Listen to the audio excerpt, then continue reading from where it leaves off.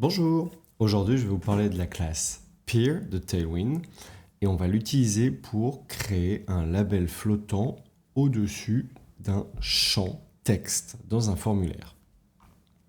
Donc, d'abord, qu'est-ce que c'est que la classe Peer? Eh bien, c'est une classe qui va nous permettre de modifier les classes et le design d'un élément en fonction d'un élément voisin qui a la classe Peer. Alors, pour démontrer ce que ça fait, nous, ce qu'on va réaliser, c'est ce champ texte qui, lorsqu'on clique dessus, on focus, le placeholder name va passer au-dessus. Le placeholder, c'est en fait un label et on va le faire transiter au-dessus. Donc, c'est parti. Pour ça, alors moi ici, j'ai juste caché ce qu'on va faire. On va le refaire entièrement. Donc, on a besoin d'un formulaire. Dans ce formulaire, on va mettre un input. On va lui donner tout de suite une ID. On va appeler ça démo. Et on va faire un label. Donc le label il va être lié à l'input démo. Et ici, on va mettre name. Donc on a déjà notre champ texte et le label. On va commencer par se focaliser sur le champ texte pour le styliser. Donc, dans les classes, qu'est-ce qu'on va lui mettre? Déjà, on va lui faire prendre toute la largeur et puis on va lui mettre un petit peu de border. Et la border, on va la mettre en gris. Il manque un S, c'est pour ça que j'avais pas l'autocomplete. Gray 500. Très bien. Donc on a déjà notre champ qui prend toute la place qu'il a et on a bien une border. Alors, normalement elle est un petit peu rounded ici, là. Donc on va rajouter un rounded medium. Ça y est, pas mal. Ensuite, qu'est-ce qu'on va faire? On va travailler sur le focus, c'est-à-dire quand je clique dessus. Ici, pour le moment, on a juste la bordure bleue. Moi, je vais la retransformer en une bordure rose. Donc, lorsque je suis dessus en focus, on va mettre une border pink 500. On va se mettre un focus ring 2 et un focus ring-pink 500. Très bien, donc désormais, on voit, j'ai bien le même focus que ici. Je vais peut-être juste descendre un peu. Ça doit être du 300. Ouais, voilà. On y est. Donc là, le champ déjà ressemble bien. Maintenant, on va aller styliser le label. Donc, pour faire ça,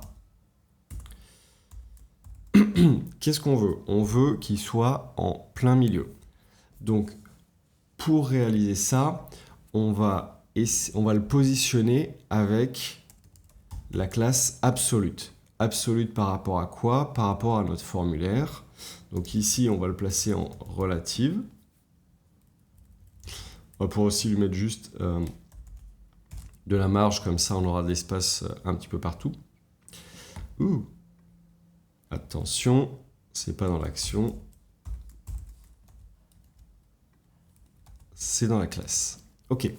Donc là, le nom, on voit, il est allé se placer complètement à droite, il est plus en dessous.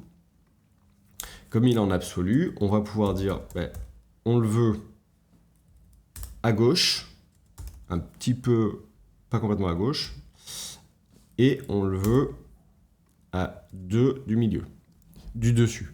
Donc, mon formulaire, c'est tout cet espace, et on lui dit, tu viens de placer à partir de la gauche à une valeur de 2 et de 2 en fonction du haut du formulaire.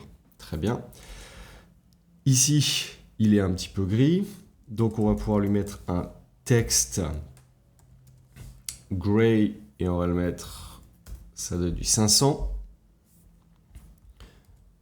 Et on est pas mal. Donc là, maintenant, ça ressemble, mais lorsque je clique, je n'ai pas ce mouvement, cette transition. Donc, pour faire ça, on va utiliser la classe Peer.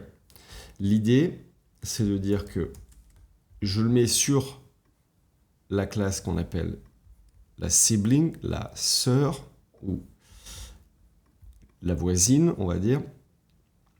Et à partir du moment où j'ai mis Peer sur l'input ici, lorsque je serai cliqué dessus, je veux qu'il y ait une action sur le label name. Donc ça, je vais pouvoir l'utiliser avec le peer modifier. Donc par exemple, eux, ils donnent l'exemple peer invalid. Nous, ce qu'on va faire, c'est qu'on va utiliser peer avec focus, puisque ce qu'on veut, c'est que lorsque je clique sur le champ ici, au focus, j'ai une action sur les classes de mon label. Donc, qu'est-ce que je veux? Déjà, on va faire un truc simple, c'est que on va le mettre en texte small. Et si on regarde, c'est ce qui se passe ici. Le texte est gros et il diminue légèrement. Donc, ici, avec mon peer focus, est-ce que ça fonctionne? Oui. J'ai bien cet effet de réduction de la taille du texte. Très bien. Donc, on va continuer et on va dire, ben, moi j'aimerais bien qu'il aille au-dessus, donc je vais changer la position top et je vais mettre un moins top 6, donc ça veut dire qu'il va aller se placer au-dessus de mon champ.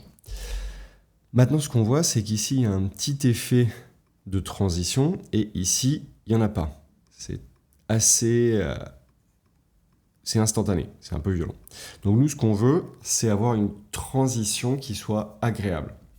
Du coup, on va aller rajouter transition all et on va rajouter une durée. On va mettre 300 millisecondes.